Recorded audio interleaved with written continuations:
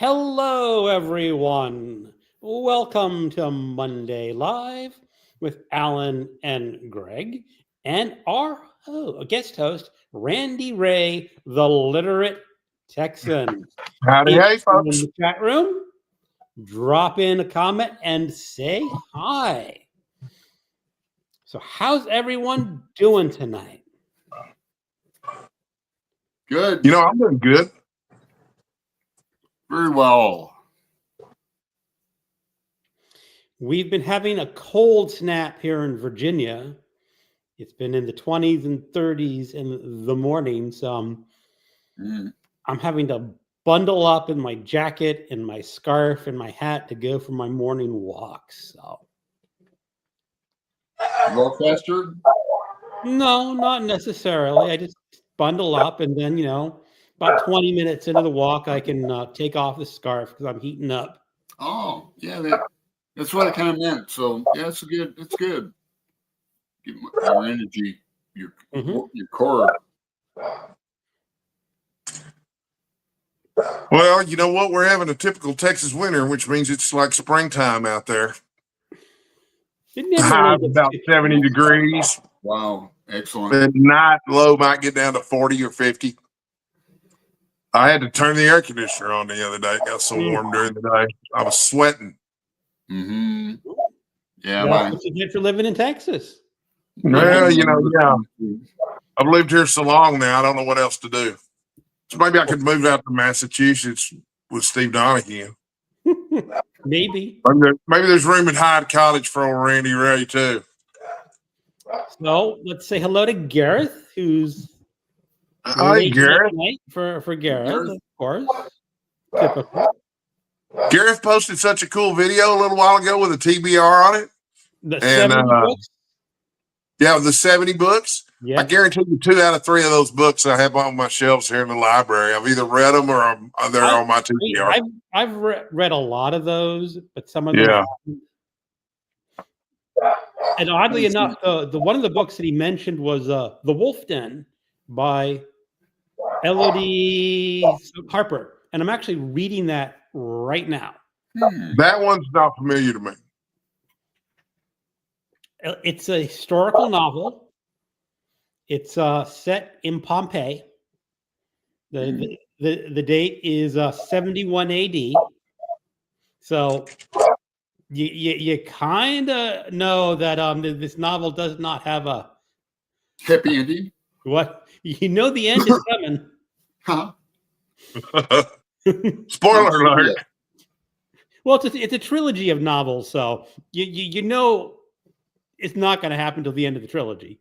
Most likely. I don't know for sure, but it's set in Pompeii in 71, so they've got 8 years, something like that, before the end. Yo. Mm-hmm. Oh. It's all about women working in a brothel. Really? Wow. Okay. So it's like Hannah. Hello, Hannah. Hey, Hannah. Hey, Hannah. I'm not used to this thing. Gareth says 16 years to get through them. Ha ha.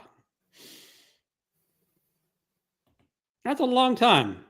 And Gareth's the same age. Oh, hey, Dad. Good evening, everybody. Happy holidays, everyone. William from Indonesia. Hey, William. Hey, William. James Holder, another Texan, is here today. Hey, James. Oh, James. Hey, James. Hope you're all doing well and enjoying your book reads. Well, we'll talk about that in a little bit.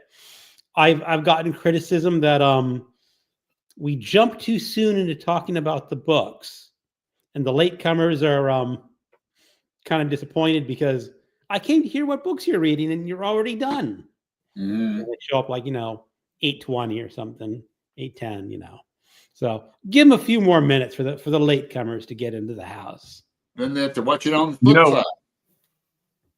Well, let me tell you a story about James Holder, okay? Okay. So he posted a video about, I think it was a Bookshelf Essential, but he recommended a cookbook from Gourmet Magazine, the Gourmet Cookbook. It's one of those big, thick cookbooks about the size of the Joy of Cooking or Betty Crocker, one of those comprehensive type cookbooks. But anyway, I immediately bought it because he praised it so effusively and stuff like that. And man, he was not wrong. This is an awesome cookbook.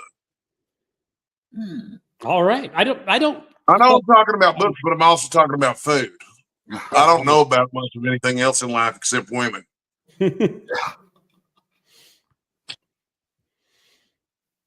And we've got Cat the Ginger Bibliophile. Hey, Cat. Hey, Cat. I know Cat. Yeah, she's going to be a guest. Is it January or is it February? I can't remember. Book chat with Cat Pat. is not pasty or pale. She is fair skinned. February 24th for Cat. February 24th. And hold on. Constance Campbell is here. Hey, Constance. Hey. Constance helped me fix my phone. And then Greg helped me too. Oh, It yeah. was nerd. Your next video should not be reversed on the titles. No, they're not. No, it's been a few days. So yeah, thanks again. No problem. So Hannah says, I give a second on the cookbook. All right. Mm-hmm. Saying hi to people. Everyone. Bon appetit. Nice letters. I know you can read it. Huh? My right hand is my right hand. So here's Ginger. Randy, are you going to cook anything from that cookbook? Yeah, well, I don't know if I'm going to cook anything from that cookbook or not, but I am cooking for Christmas. I have trouble staying upright for long periods of time if I'm standing or walking, though, so it's going to be stuff that's fairly simple. I'm making a rib roast, a standing rib roast for Christmas That Day. sounds delicious. And I will make garlic mashed potatoes to go with it, probably glazed carrots and green peas. I probably won't make Yorkshire pudding, but I will make gravy. I mean, Daddy loves his gravy now, honey. And then, probably a horseradish sauce too. You know what I mean? Oh yeah, I like All that. right. And the only thing is, my daughters. So I've got two daughters; they're twins. And as I was raising them, of course, I had to feed them. They lived with me half the time, and it wasn't the first, third, and fifth weekend. They literally lived with me half the time. So I had to learn how to feed these kids. Well, Maddie was a real fussy eater. So one time I opened a can of Spam so we could do some fried Spam. And Maddie said, "Ooh, Daddy, that smells like farts." So Maddie has still never tried Spam. Now, my daughter Mary, on the other hand, was an extremely adventurous eater. She would eat anything that Daddy would eat. And so one day we were driving home from school. She says, "Hey, Daddy, have you ever eaten sardines?" And I said, "Sure." She said, "Are they good?" I said, "Yeah, they're all right." Mustard. She said, "Can we stop on the way home and have sardines for dinner?" And I said, "Sure, we'll get some sardines and some pretzels to go with them." We just munched on sardines and pretzels and watched TV. But anyway, so at some point when they became teenagers, they became vegetarians. And Maddie, the picky eater, became a pescatarian. She'll eat fish, but that's it. She won't eat fowl or beef, and then she'll eat vegetables. Mary went full on vegan on me. Okay. Complete vegan. My little adventurous eater went full on vegan. So Christmas, usually I make mushroom stroganoff for Christmas or Thanksgiving, either one for those girls, and they love it. But I don't know what I'm going to do for them this year. I've got a friend who makes a mushroom cottage pie, which sounds awful to me, but the daughters might like it. I'm having rib roast. I don't know what we're exactly doing. I know it's just my wife and I, or was going to be my wife and I, but my wife has this pickleball friend. She's like divorced and she's all alone for the holidays. So we're going to go out to some town in Pennsylvania on Christmas Day, stay at a hotel, and then, on Christmas Day, and they're going to go see this garden. It's like it's huge garden that's decked out with Christmas lights. So I'm not going to see I personally don't care for Christmas lights, but probably very simple meal that day. I like going to the zoo lights and that. When in Toledo, I haven't gone here in Portland, but I would if I had a car. Okay, let's get some comments and then we can start talking about some books here. Cat, ooh, that sounds good. Elaine is here. Hello. Hey, People saying hi. Cat says spam is not good, fried or otherwise. man. No, See, Randy is the type that's gonna start singing spam, spam, spam. right? Monty Python, I'm not the type. spam a lot. Yeah, no, I'm the type that thinks Monty Python's a little overrated, actually. Oh, I've liked Y'all are gonna start Monty throwing Python names at me as a now. wee lad. The mild rumpus is here, Hey, all the Hey, way from Rumpus. New York City. New York City. get a rope. I remember that TV commercial was about a salsa. Yeah, Yep, sure was. yeah. Lee Place is for here. county truck. Hello, Lee. Hey, Lee. Holly.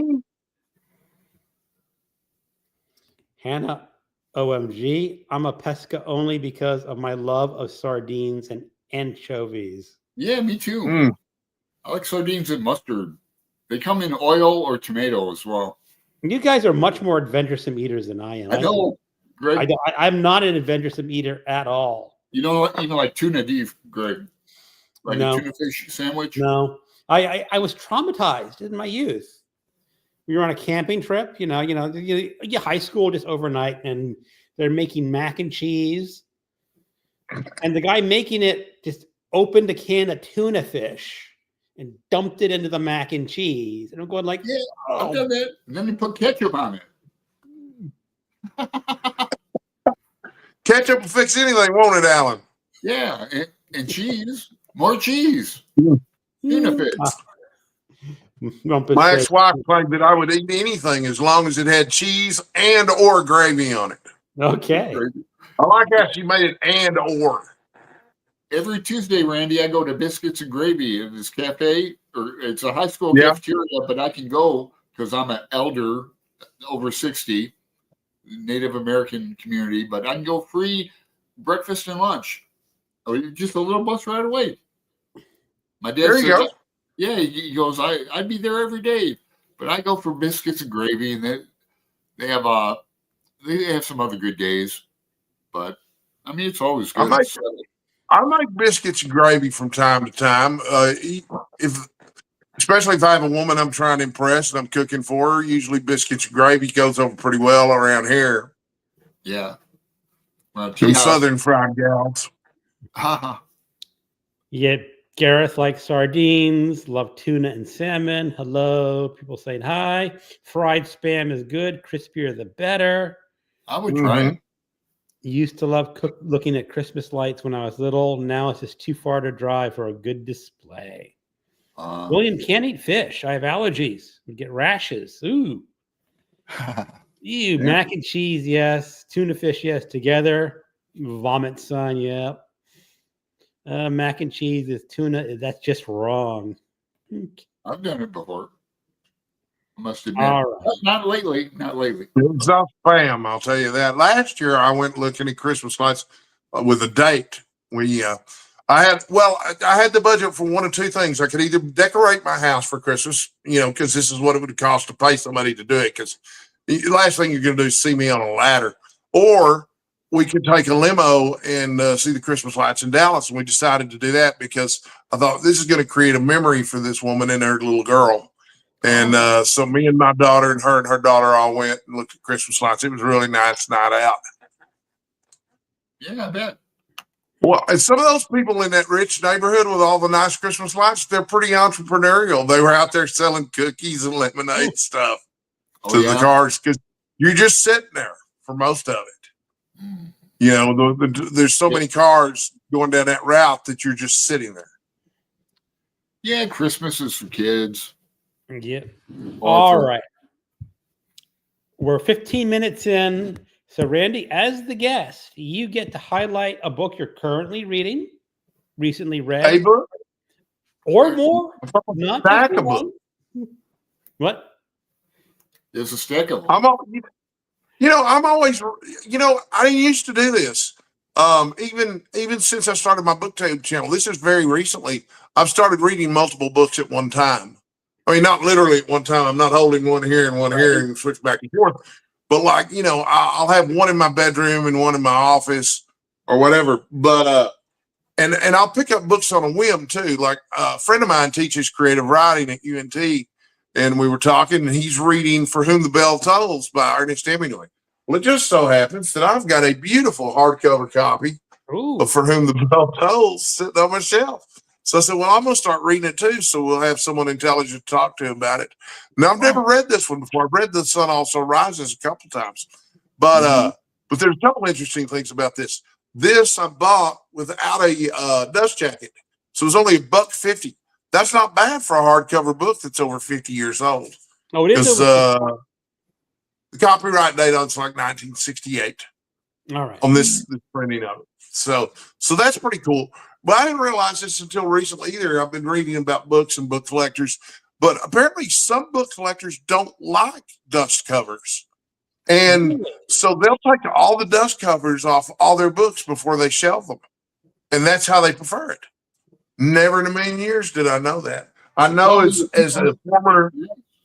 To keep them pristine, right? To keep the covers pristine, they take them off, right? And store them separate. Well, it can, yeah.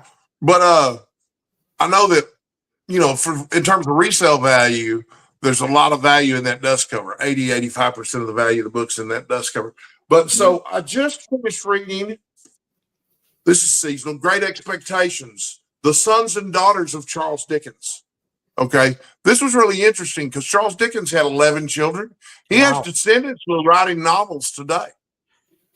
But it's real interesting. I think most people who know anything about Dickens knows that he had he had a lot of energy. But that also applied to his bedroom activities. And, he mentions multiple times in his correspondence how eager he is for Catherine to have recovered from the last pregnancy so he can go on and, claim his marital rights again. And I was telling a friend of mine, and I had two women over here yesterday, and one of them's my age, and we were talking, and another one's like a surrogate daughter to me, and she's over here visiting, and she said, what marital rights did he want to assert afterwards and stuff? And my other friend, she's a nurse and stuff, she said, he means fucking. It made me laugh. So anyway, I finished this, and it was really, really interesting. It's there's a chapter for each of these 11 children, and there's two parts. The first part of the book is about their lives before 1870. The second half of the book is about their lives after 1870. 1870 is the year that Dickens died. And he would name his children after other famous people. Like he had a son, Alfred Lord Tennyson Dickens. And then he would compare their level of success with the people they were named after.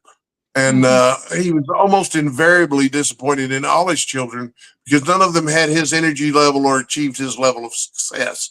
And he also thought his wife, who suffered from postpartum depression, he also thought a lot of that was in her head.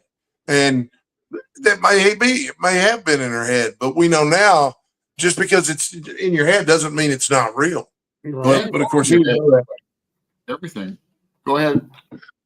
Someone followed that up with Charles Dickens in Love, which I haven't started yet, but it's on the agenda tonight. And I'm not going to read all of this, but I am in the middle of a short story.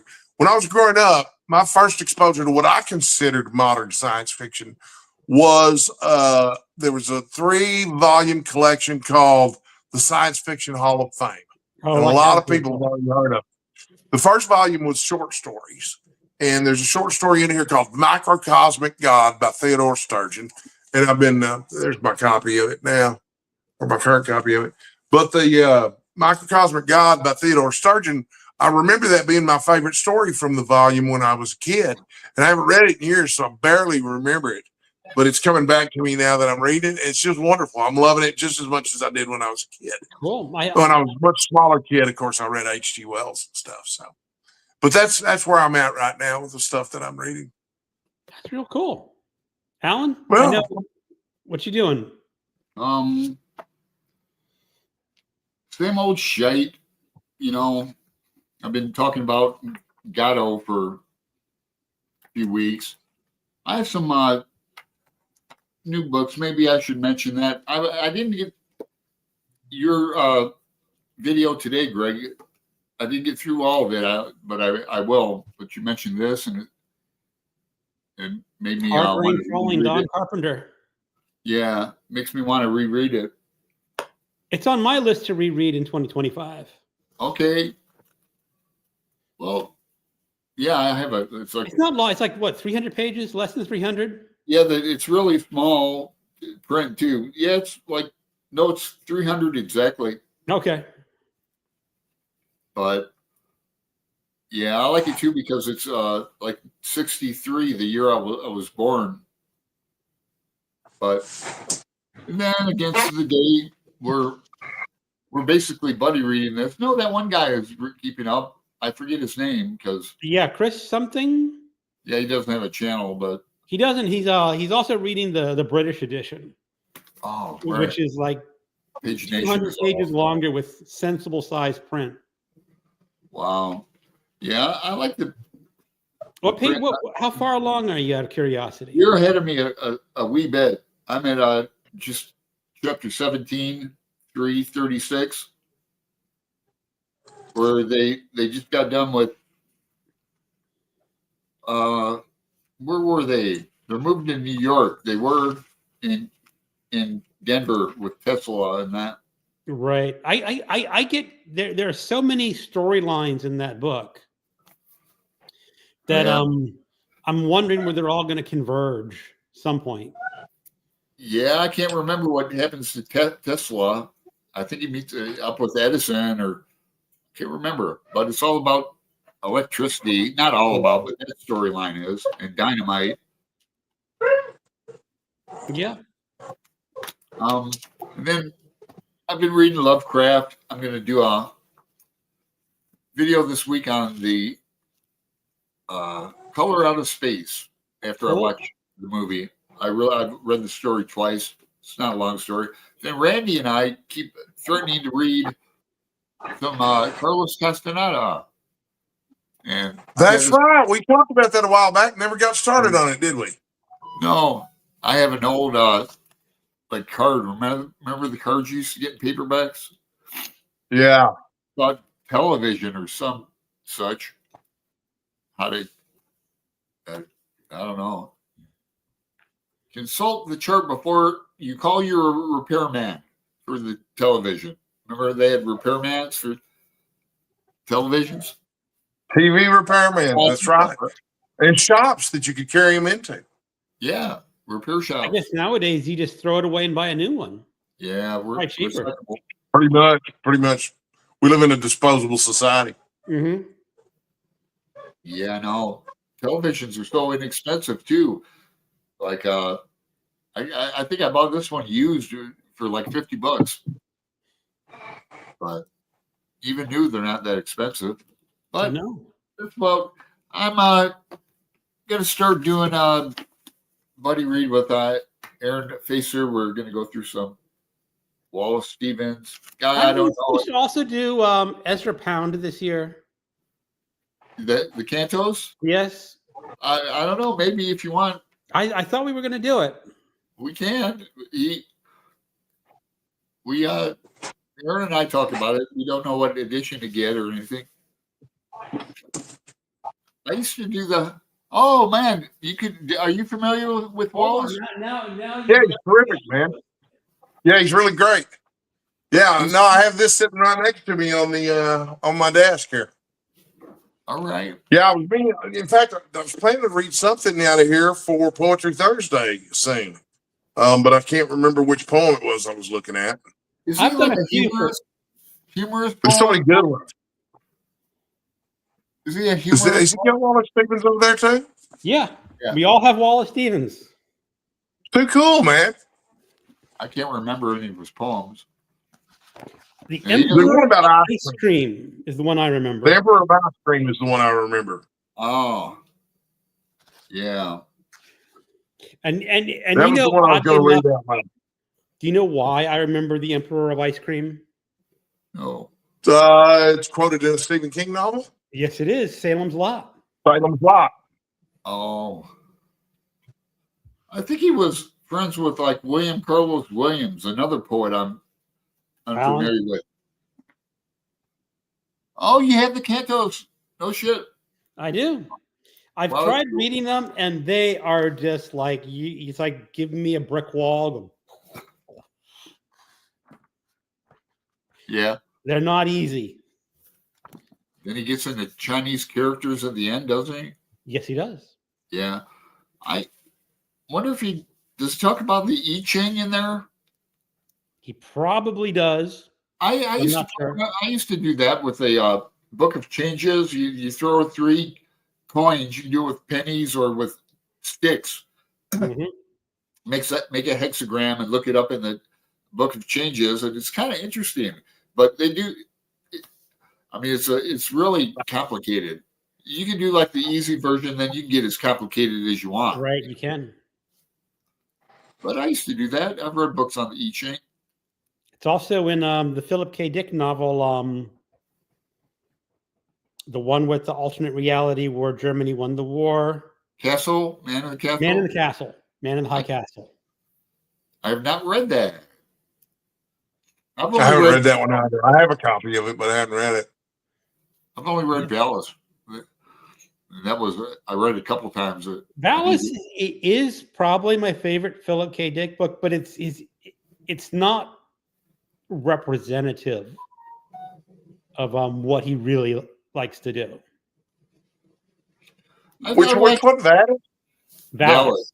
Vast Active Learning System. Okay, yeah, okay. I haven't read that one either. Yeah, there's a lot of. The guy wrote a lot of books. He did. I have not read them all either. There's too many. All right. Anything else you read, Alan? Oh yeah, Leonard and Hungry Paul. I'm gonna have to like DNF that. And Pat's not here, is she? Good. Yes, she is. Oh, she is. Well, I got it from the library on my Kindle, and they ran out.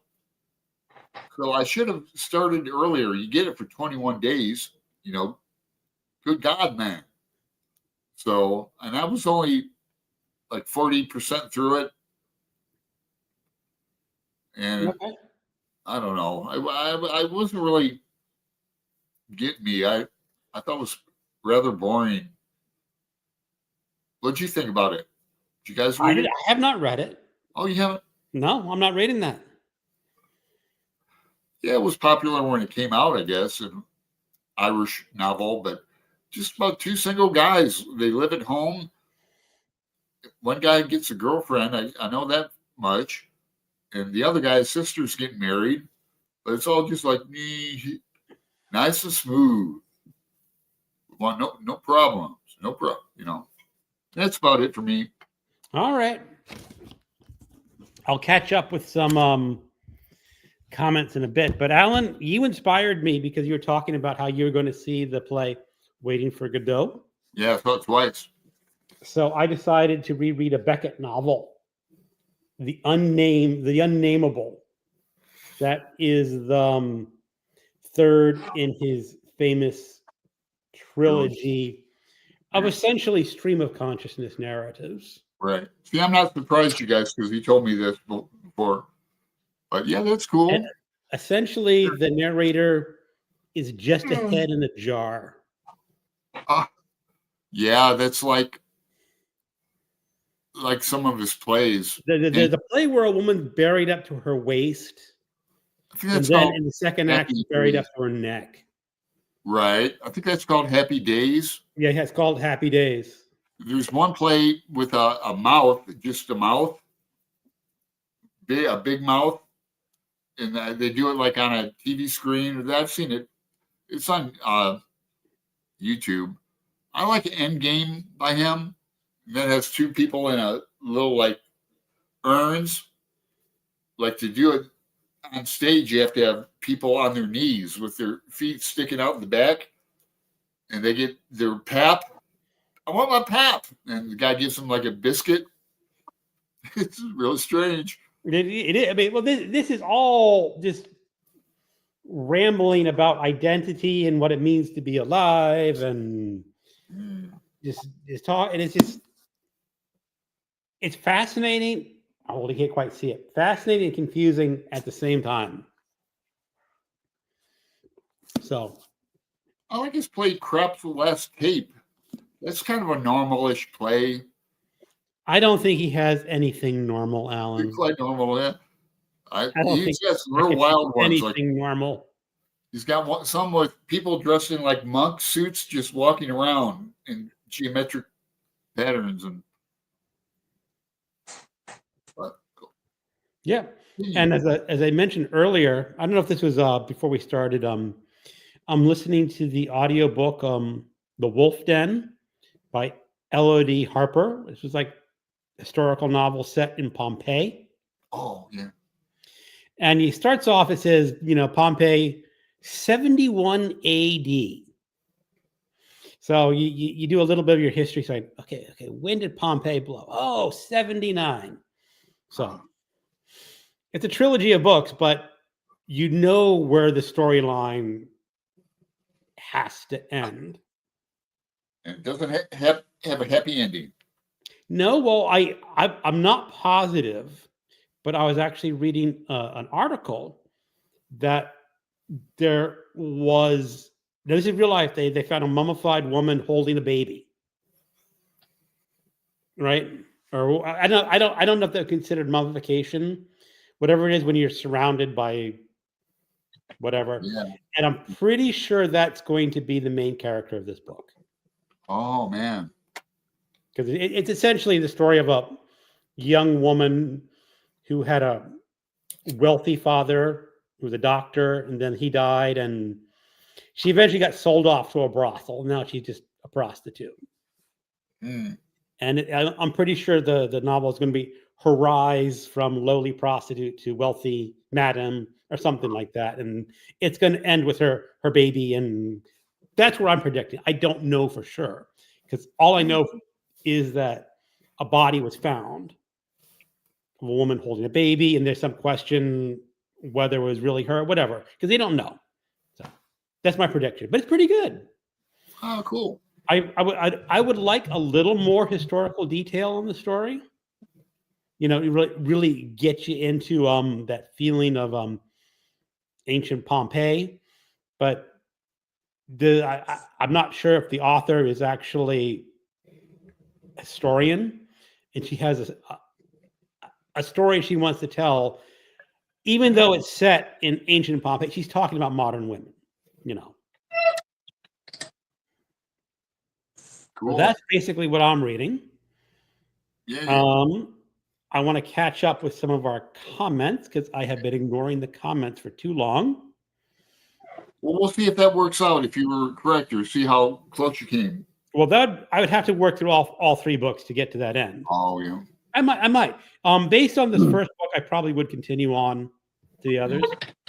So, Randy, here's a question from Constance. Randy, do you have a recipe for red eye gravy? Yeah, but there's not much to it. Red eye gravy is pretty easy to make. I'm not crazy about it. To me, I like thick gravies rather than thin gravies. Okay. Yeah, red eye gravy. You guys know what red eye gravy is? No, I don't. Greg, you might not be from up north, right? Yep. For those of you who are not familiar with red eye gravy, it's a real thin, really hot gravy that you make with a mixture of strong black coffee and bacon fat, and it's usually served over ham. Okay. Damn, I never heard of that. Southern dish. Yeah, it's a real southern dish. The fact that it's got the really strong coffee exponent to it is why it's called red eye gravy. Okay. I lived in Georgia for like a year, and then another year, another time. South Georgia, like by the Florida line. Yeah, right. I love the food. It was great. I gained a lot of pounds. I was up to 210 when I left, and I'm 180 now. The food in Georgia is great, but the women there are just beautiful and so friendly and nice. Yeah, they're all right. I like them. Sure. or I I mean, liked them when I was in for it. It's been a long time since I've been to Georgia, but I have fond memories. When I was in my early 20s, I almost packed up and moved to Georgia or Atlanta. oh, I flew down there because, you know, I was working at a Crown bookstore. I'm going, this is a dead end job. I can just go anywhere. And I said, why not go to Atlanta? So I flew down there and looked for a place to live. And I'd been reading the newspapers. You know, you can go, at the time, you could go down downtown DC and get out of state newspapers. oh. And you look in the classified ads and go, apartments, $210 per month.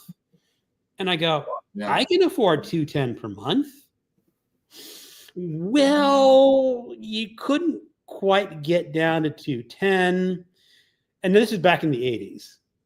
And the neighborhoods you'd be living in where you get close may not have been Did you? Yeah. the neighborhood a Caucasian white boy would be wanting to live in. So I never did it. I'm kind of sorry. Like I said, I almost moved to New York once. It would have been fun. Yeah. As a youngster. Mm-hmm. So Yeah, William I mean, is annoying. Oh, people talking about their seafood we're a little out of date. Biscuits and gravy is best dating effort I've ever heard.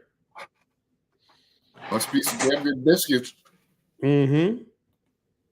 Hannah definitely. Well, you know, I used to Make use it waffle yourself? batter in the fridge because I had a Belgian waffle maker. And so, you know, one of the moves would be to invite her back to my place for breakfast after the bars closed. I love Belgian waffles. They had waffles this morning at the cafeteria. Oh, yeah. Waffles are great. Yeah. So Ginger's talking that sucks. Not a fan of fish.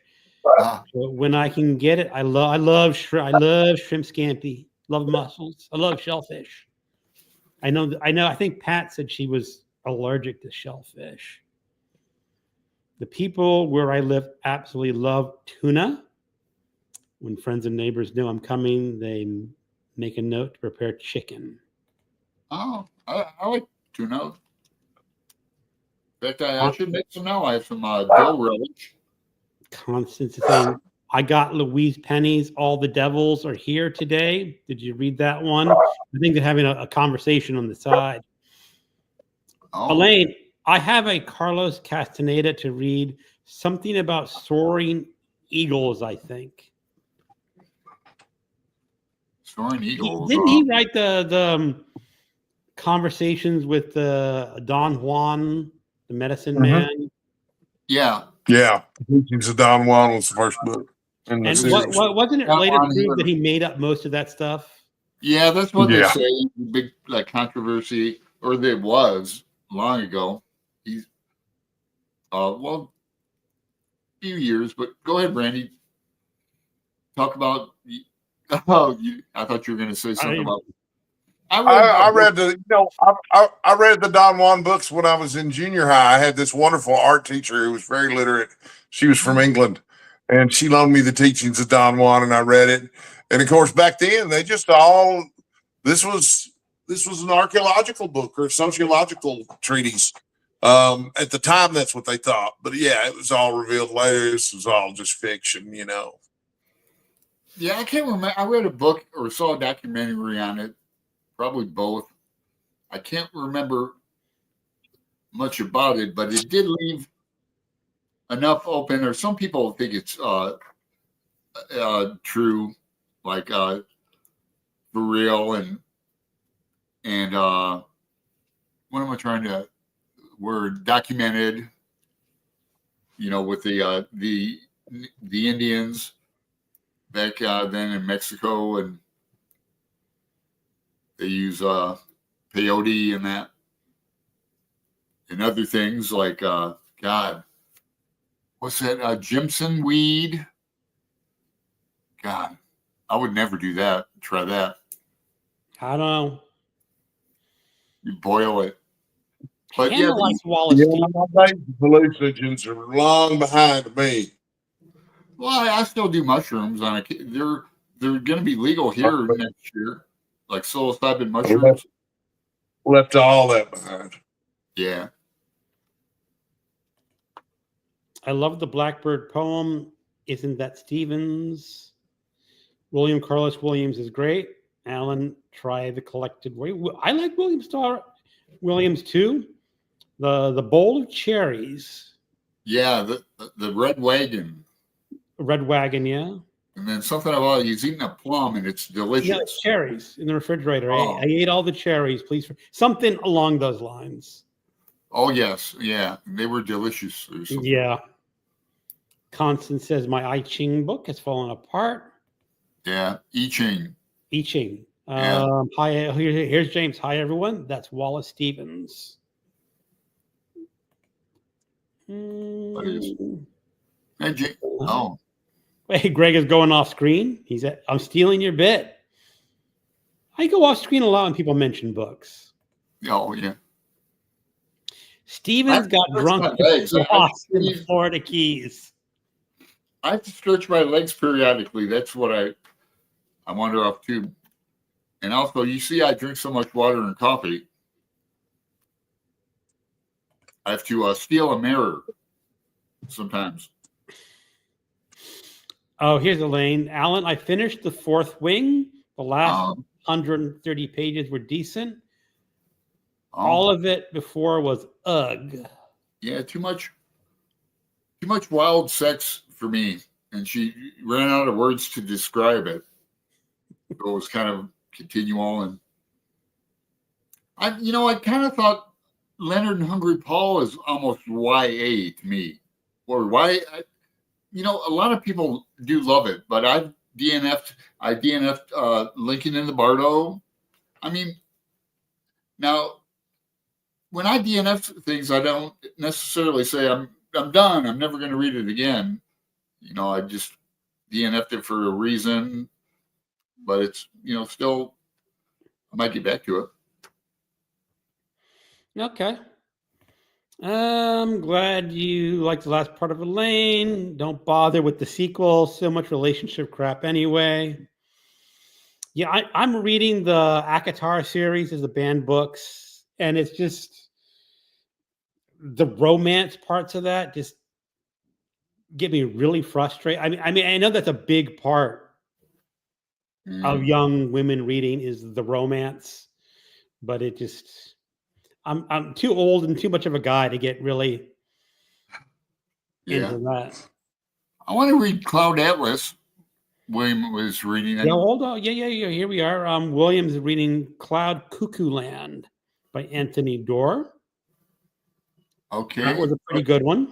Cloud Atlas is the one I want to read. I have that on my shelf. I've never read it. So much to get to. Indeed. I know. No worry. Something like 100 holds plus for the next book. I guess he's talking about Fourth Wing. Mm-hmm. Ginger's finishing up an epic fantasy. Started a Clive Cussler novel. Oh. And I just got a pirate novel on Kindle that I'm reading alongside The Count of Monte Cristo. Excellent. Count of Monte Cristo is a great book. Yeah, it is. It's a fast read, although it's a long book. It is. 100 books holds. That's crazy. Guess a lot of folks are curious, but not enough to buy it. Lee says, laugh, LOL. Wow, you have Elodie Harper down. LOD. It's like melody with an E, I think. I have read them all, and you got it filled in with some history. Okay. Elaine, yes, I'm going to be confused. I can't read classics. Got it mixed up. Bounce back a chapter. All right. Hey, William, got Cloud Cuckoo Land today. We all know how to cook in Georgia. You'd all die young of heart disease for a reason. I think Kat is also in Georgia. Every weekend. we would barbecue every weekend. I'd make whatever shish kebabs and stuff, or we'd grill. And we had a big boiler for frying chicken and fish outside. And that was great, man. So, Yeah, those outdoor. We used to have fish fries at my daddy's church all the time in the summer after my mom died. For 2 or 3 years there, you know, it was almost every weekend we'd do a fish fry out at daddy's church. That's good eating. I love walleye. Oh, it is. Well, and you know, all those side dishes that those church women would make would be delicious too, man. Fried okra. We have a real ribs. Banana pudding. Yeah, I have fried okra with my. I've had bowls of like pulled pork, and I've had barbecue chicken. They put it on mac and cheese. $15, but pulled pork's some good eating. I personally like beef brisket more than pulled pork, but that maybe just a personal preference. Mm-hmm. I had what did I eat the other night that was so good? I have a friend, and she occasionally does catering, but she'll also occasionally make family-sized meals that she'll sell. And she made this green chili verde pork, and you could buy it as a stew. But she also made enchiladas, and of course, I got the stacked enchiladas. Oh man, that was some good eating. I was wishing that my stomach were larger. You know, I hadn't had stomach surgery, but my appetite's been so low all year that my stomach has shrunk. So I eat about a quarter of what I used to eat at a meal. But every now and then, when it's something really good, I forget that my stomach has shrunk, and I'll eat way too much, and then I'll regret it. Man, those enchiladas were hurting. Yeah, delicious, but I regretted them. Dad's a good cook. Excellent. I've never personally tasted it, but I've seen her pictures and videos. Who's a good cook? Dad is red. Oh yeah. You should like open a restaurant or something, but Yep. So Ginger is reading a dirty Christmas novella at work. I hope it was on your Kindle so they don't know what you're reading. Interesting period, William. I get my histories mixed up. And Godot makes much more sense being seen rather than read. Yeah, true. Because it's a kind of like sounds too. It's Laurel and Hardy like. So there's funny moments in it for sure. Oh, definitely. Okay, so Randy, yeah, we need to talk about something big that's happening in January. Kicking off. Is there going on in January? Starting in January, something big starting. Oh, wait a minute. What's this?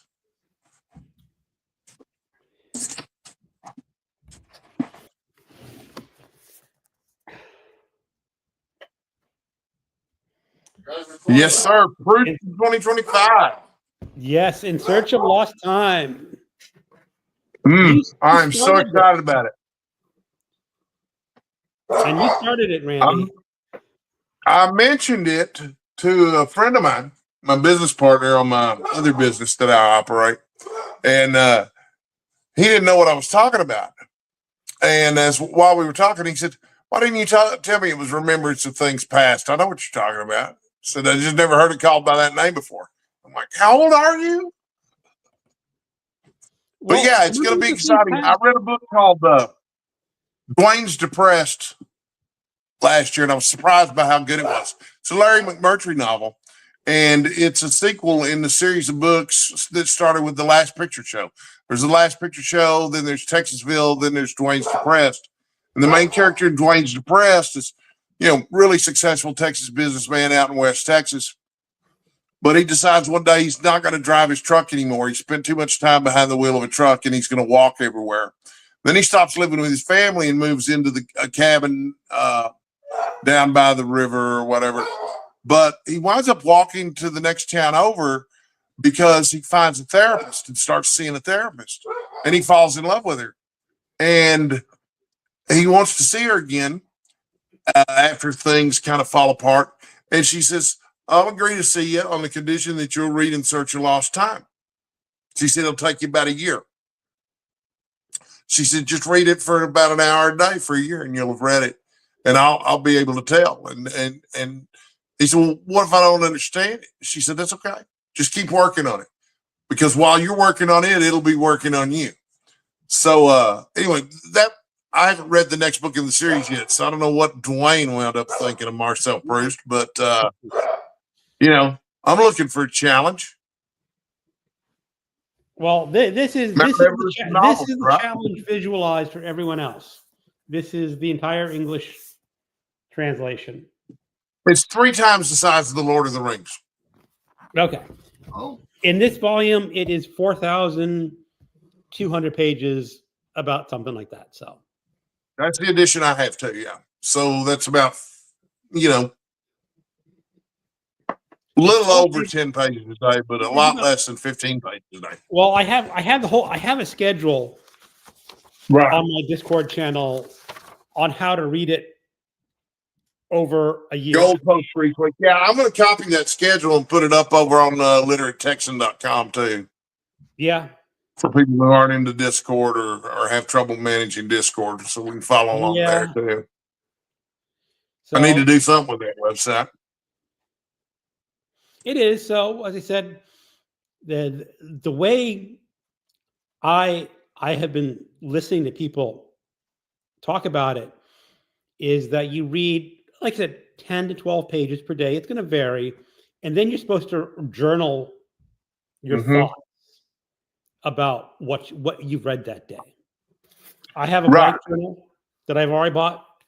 I'm a terrible writer. I just really don't like writing, but I'm going to try it.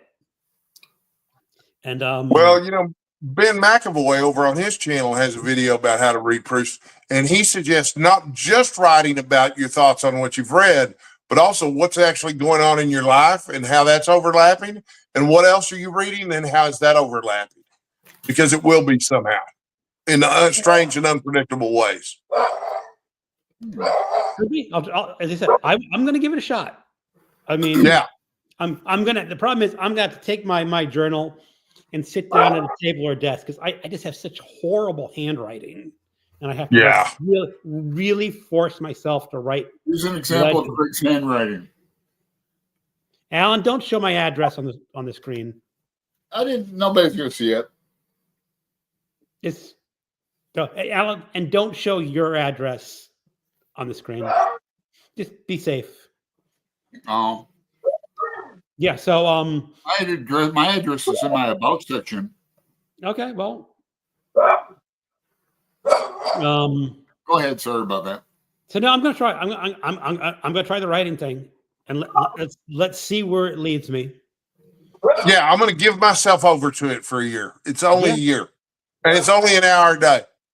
Not even an hour. I started reading it once before, and I was enjoying it. I just saw something shiny, and got distracted. But I feel like with a group of people to report to or to discuss this with, I'll be a lot more likely to keep up with it. I have read the first volume before. Swan's Lake. I've actually listened to the audiobook version alone, and I don't think that's the best way to read Proust is on the audiobook alone. But I have read the first volume. So it will be a third read going into the first volume. Now, the one thing I remember is that it's not a huge spoiler, is that the narrator is very attached to his mama. And he likes macaroons. He what I know, some sort of cake. The cookie. Oh, Madeline's. Madeline's, yeah, that's it. Madeline's, yeah. He dunks it in a tea and he's back. Yep. It brings back all the memories.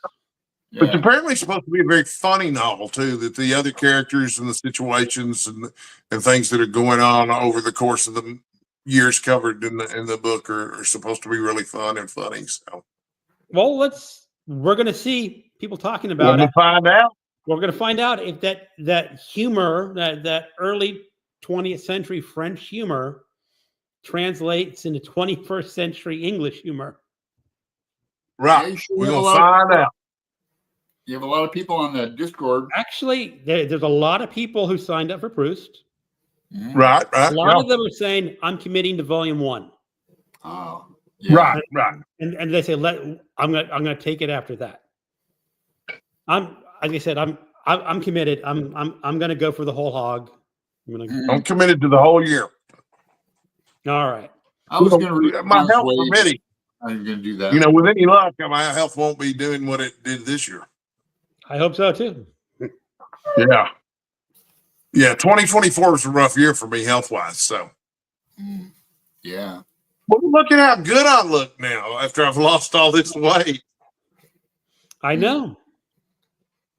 Yeah. I don't know. It's probably not readily apparent just how big I am from YouTube videos because I try to, I'm like most fat people, I try to hide it. But in March of this year, I was 690 pounds. God, I didn't know that.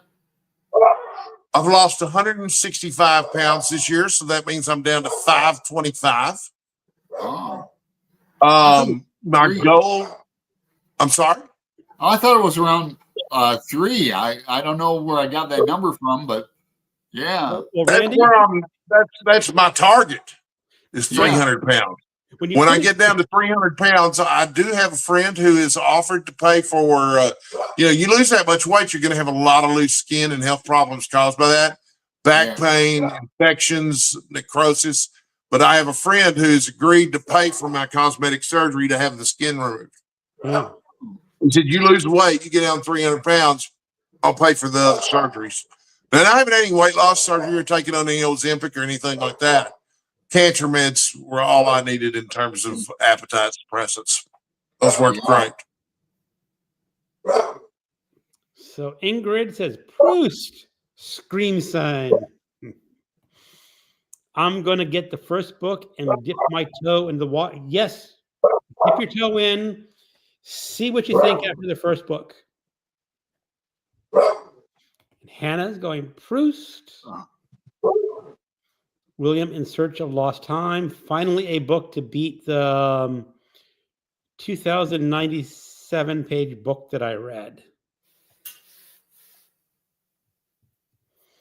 3x, that's huge. Constance, are you guys reading the newest translation of Proust? Some people are.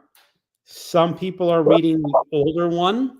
And I'm pretty sure we have at least 2 people who are reading in French. Oh. Is ours the newest translation? Ours is the newest translation. This one is, well, I'm sorry. There are 3 English translations. There's the original English translation, which is now public domain. You can buy the entire series on Kindle for like 99 cents. It was revised by one guy in 80s or something. Now, the original translation is where you got the title Remembrance of Things Past. That was the first English translation. And that's how I grew up knowing that book of Remembrance of Things Past. And then they released a new translation called In Search of Lost Time. And then that revision was revised. And as I understand it, is that the reason they revise it is because they keep improving the original French text, that there were errors and mistakes in the French text that the original translator was working on. And they said, oh, look, let's revise it. And the English translation, the original, is supposed to be just like a classic of translation, a masterwork. Except there's a few, the translator, he made a few clunkers and they cleaned that up. There was an even newer translation. It's not one translator. There's 7 volumes, and I think all 7 volumes have a unique translation, a unique translator. My only, I have not read that one, so I'm just talking off the top of my head here, is that when you're reading something, you want consistency because every translator is going to have their own idiosyncratic way of translating French, and you're not going to get the consistency from volume. Right. And some are going to be better translators than others. So that's why I went with the Modern Library translation instead of the. I'm not even sure who does the other translation, but you can usually see the newer one in Barnes and Noble. They don't carry this one as often. I don't know why. And then, of course, Constance, is that if English is, and I think English is your first language, but if English is not your first, language, you can read in our group any translation you want to. Whatever you feel most comfortable with. You guys seen the movie Little Miss Sunshine? Well, Yeah, I did. great. That's the extent of Proust knowledge for me. That was a good movie, but remember that guy who was in there? He was Steve Carell's yeah. Yeah, that was Steve Carell, wasn't it? Steve Carell, yeah. Yeah. Before The Office, probably. That's a good movie. I don't know if it was before The Office or not. Yeah, I can't remember. I don't know. Now I'm gonna have to look it up. But he was an English teacher who was obsessed with Proust. Like That was 2006. but they're just like Joyceans, only for Proust. The Office started in 2005. So it was during The Office. Mm. Well, guys, I need to call it a night soon. Okay. I've got a little reading I want to do before I head off to bed. All right. Well, Randy, thank you so much for showing up. Hey, I love doing this. Anytime y'all want me on here, you just let me know. All right. I don't usually need very much notice, and if I'm not in the hospital, I'll show up. Hell, I might show up if I am in the hospital. You just might not want to because you lay me on pain meds. All right. It'd make All for right. a show. All right, Randy. Well, have a great night. Thanks I think everybody for watching we'll me. continue on about another half hour or so, as I usually. All righty. All right. See you later, All right. guys. We'll catch you later. Bye.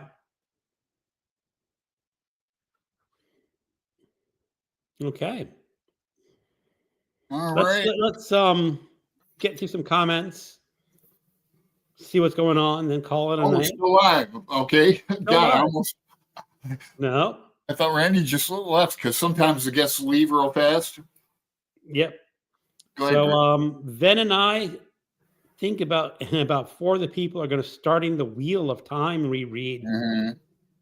There are I saw 2 of that. us. 1 book a month, finish in 2026. I read the first volume Mhm. of the Wheel of Time when it was the only book available.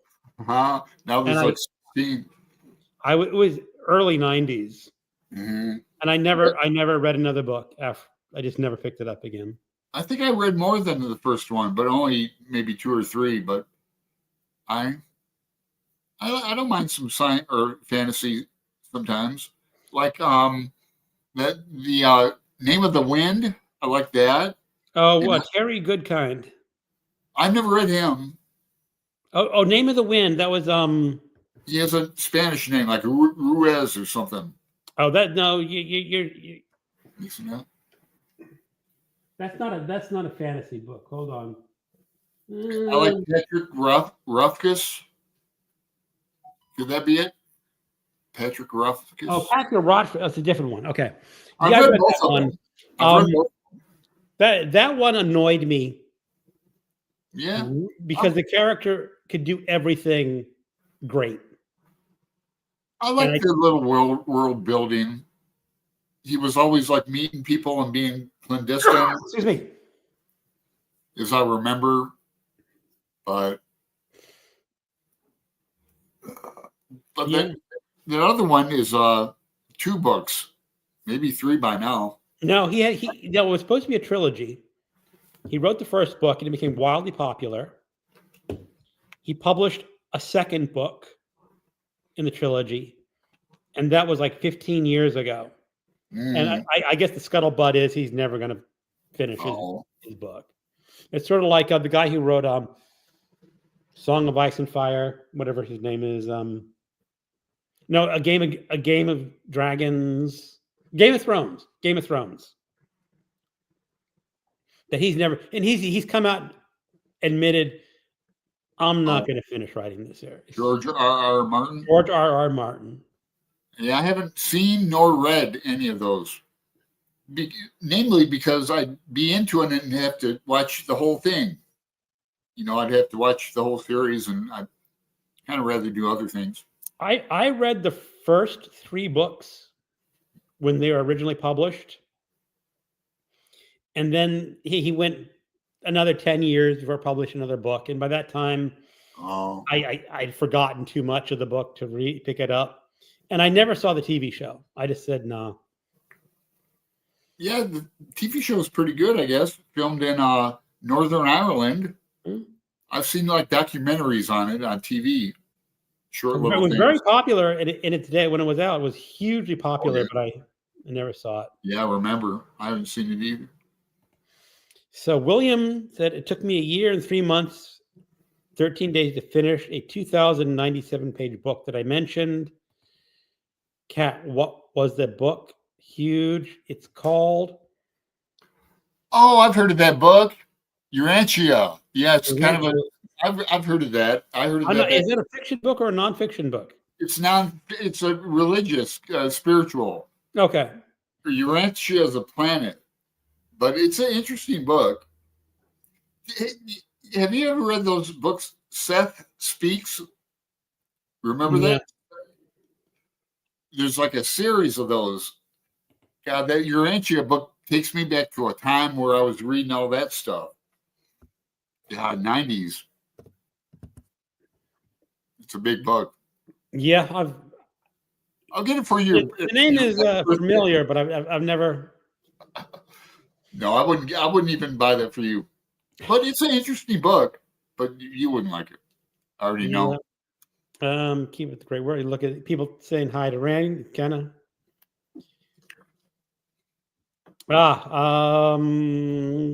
Here's Hannah was saying, do you have any opinions on the Lydia Davis translation of Proust? I don't. I mean, that's the other, as mentioned, that's the other publisher where I believe each volume, the 7 volumes, has a different translator. So, but people are welcome to read that one in our group if that's what they want to read. Mm-hmm. The idea is to read Proust, get what you can, comment on it. Same with our Brothers Karamazov group that's going to be happening when? February and March. Yeah. I'm going to read the Cat's translation. That's what I have. They had 1 volume at Powell's, and I could always get it off Amazon. It's $2 more at Powell's, but you know, I'd buy it there. Is that a new book, or is that a used copy? Oh, new. Okay. So yeah, I know exactly what it looks like.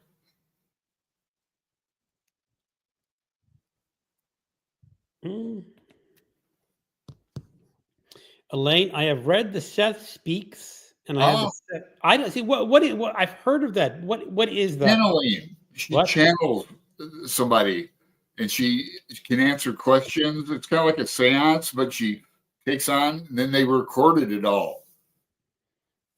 Okay. Yeah. Yeah, you wouldn't like it. I don't see my Houdini thing for nothing. I like all that stuff. Houdini would have debunked her so quick. I'm sorry, what? Houdini would have debunked her because Houdini loved to go to like spiritualists. Yeah. And pretend to be a customer and then just say, okay, you're fake. This is how you fake it. Mm-hmm. And since he was such a good magician, he almost always got it right. How they were faking. Like, there's one way a spiritualist, And I learned this. I forgot what novel. It was a crime novel, and the idea is that everyone sitting at the table writes a question that they want to ask the spirits, right? Mm-hmm. And you seal your envelope and put it in a jar. But there's one person in there who's an accomplice of Oh, the spiritual, and that person writes a question or something that's already predetermined. it marks the envelope somehow. Marks it. So what the person does is no, they don't pick up that. They pick up the second person's question. So it's like, how did my Aunt Louise surgery go? But she reads the question from the accomplice first. Mm. She knows the question already. Yeah, I see. So then you pick up the second one. Oh, this because you hold the up to your mind. Yeah. And so it looks like she's already just read it. So she already knows the question. She reads the question before. So That's a good con. it is a good con. We should try that, Greg. No. Go down to New Orleans, get our asses kicked. Yeah, Yeah, if I would go down to New Orleans, That's what you do. Go down there and play some 3-card money. would not be what I wanted to do. Would not be what I might do in New Orleans. Oh. It's con people. with I mentioned that. spirituality. One of my friends is going to New Orleans, is why I mentioned that. It's on my mind. Constance loved the Seth books and her fiction about Overlord 7. Well, I'm glad I mentioned it. Okay. Yeah, I was in all those books. I was in the Lester Crowley books. I had all his Equinox and his Blue Equinox books, and just all of them. They were hardcover too, and they were worth money. But I sold them to a book dealer I knew in Phoenix. He came to my house even a couple of times to buy my books. James Randi, yeah, I like him a lot. Dinner time for Cat. Goodbye, Cat. Yeah. Yeah. Here's Elaine Houdini and James Randi, both magicians. Yep. Both went after the charlatans. James Randi has the thing. It's in the Houdini Museum in Niagara Falls. It's like a proclamation saying, if you can, if I can't figure out what you're doing, I'll give you $10,000. Yeah, no one's ever. No, he did that. There was a great. Oh God, what was his name? Uri Geller. Yeah, who bends spoons. And it wasn't Uri Geller, but there was some guy who said I can move pages with my mind. Or stop clock watch it or pocket watch. And what happens is I'm not going to do it. I'm not going to be able to do this, but you blow on, yeah. You blow on the page very gently. And if it's the right kind of book with thin paper, the page will turn. So you go like, yeah, it turns, and it's my mind. And what the amazing Randi did is around the book, he put styrofoam. Oh yeah. So what would happen is if you were to do that blow, the styrofoam would move with the page. Or it's something very similar to that. Not So the guy said, "Well, I can't do it." He didn't even attempt it, did he? No, he said the styrofoam is interfering with my mental powers. Yeah. Well, I can understand that.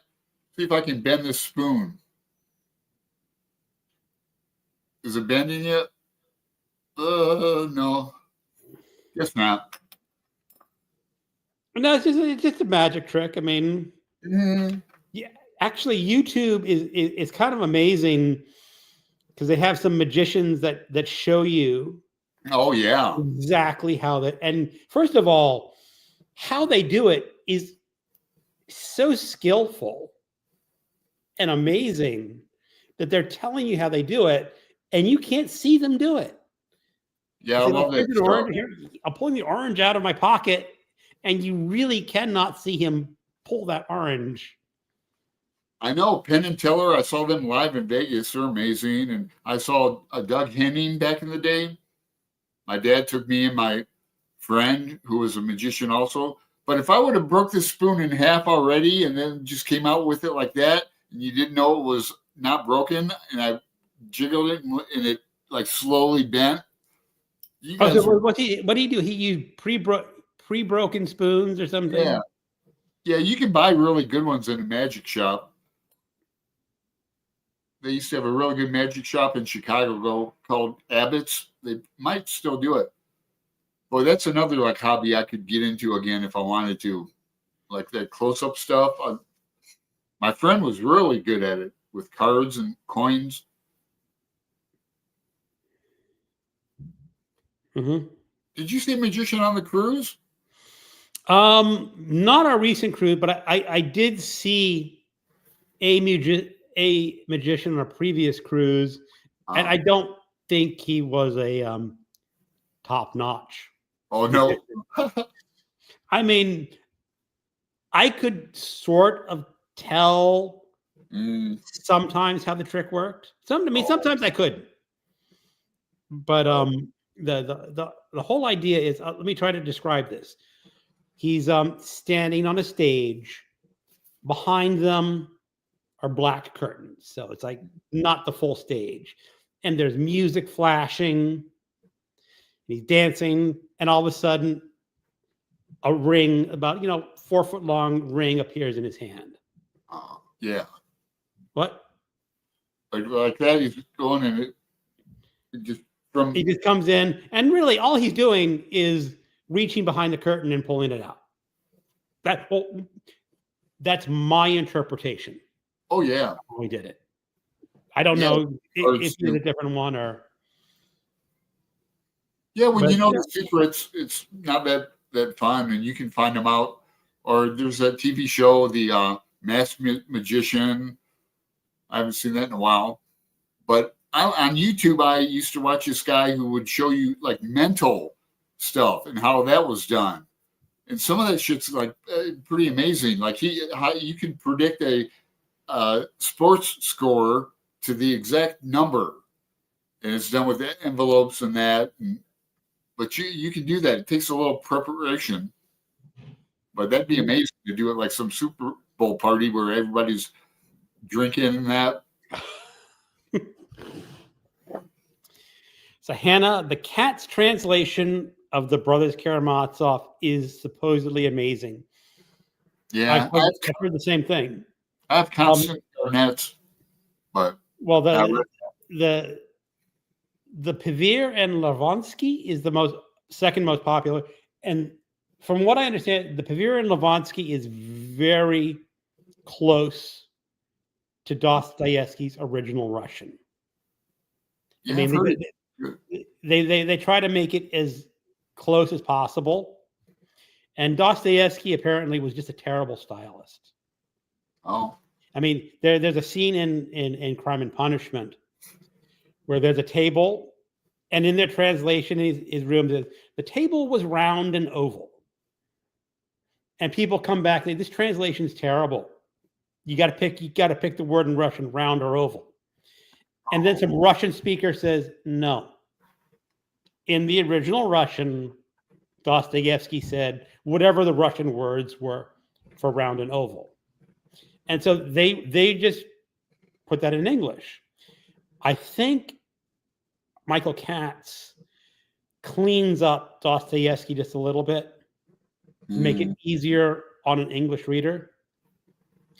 And one of the comments that I read is that if you know Russian novels and Russian names, a Russian can have 4 or 5 names. 3, like you have your first name, your diminutive name, and your nickname, and your patronymic, and your last name, your title. And Michael Katz says, "Look, I'm just giving Dimitri's going to be Dimitri throughout the book. He's not going to be whatever diminutive of Dimitri is," which sounds good, but I think there's some subtlety that's lost when you're really close to someone. You use the diminutive form of the name. Mm-hmm. So I think it's a trade-off. Makes it easier for English readers to understand on who everyone is, But that's the one I'm going to read. I mean, PV is a really good. They're a husband and wife team. They were, right? Yes. Yeah. As I understand it, the wife is a native Russian. And her task is to take the book and write word for word the Russian translation. Just where I mean, she's not changing the syntax or grammar because Russian does not have the same grammar or syntax. So she just writes out the words in Russian, and then her husband goes back and he says, "Okay, well, I have to make this an English sentence and not a Russian sentence." And then he translates it in English. That's how I think their translations work. Interesting. It is. I like that translation of Magic Mountain was that James Wood? James Woods. Or James Wood. James Wood's the actor. It's James Wood or James Woods is the translator. Yeah, I have two different translations of that, but when we read too. that, yeah, I really like that novel. I'd like to read it a third time. It's real atmospheric, man. Real. Maybe 2026. Put me on the edge. The problem with the Magic Mountain is that you can read one chapter of that book and just go down a huge philosophical, historical rabbit hole and read a whole lot of other supporting material. And when I read it, I just read the book. And I said, okay, there's a whole lot of detail in here that I'm missing, but I'm going to go to the next chapter, not research exactly what Thomas Mann was getting at. But still, it's a powerful book. Yeah. Uri Geller was a hot item when I was in school. Our teacher told the class all about stuff like pyramid power. Yeah, you put a pyramid under your bed for energy, a little tiny like gold pyramid. I'm surprised I don't have one laying around. Mm-hmm. Got a crystal ball though. Tiny one. Okay. Elaine, great chat. Thank you for a wonderful evening. Have a great one. Good night, Elaine, if you're gone. Yeah. Thanks, well, Elaine. Alan, we've been here for an hour and 20 minutes or 22 minutes. I'm saying let's call it a night. Yeah. You know where I'm going. Pizza Jerk? Yep. I was going to go for lunch, but I said, no, I'll just save it. That's good. Well, it's still early for dinner. So next week we have no show. It's our week off. It's the 23rd. So most people are going to be traveling or getting ready for the holidays. So that's fine. Yeah. End of the Monday before the end of the year, we have Gareth coming on. Yeah, for the New Year's show. The New Year. Is it the 30th or is it the 31st? Let me look at my calendar. It's on the 30th. On the 30th. So not quite New Year's Eve. Nope. And then we have a big surprise guest for are we not going to mention who our surprise guest is? No, not yet. Not yet. All right. All right, everyone in the chat room. Thank you for dropping by. It's always a pleasure to have you chatting in the group. Yeah. And we will catch you on the 30th, hopefully, with Gareth at Book Songs and Other Magic. Happy holidays, everyone. Indeed. Happy holidays. Good night.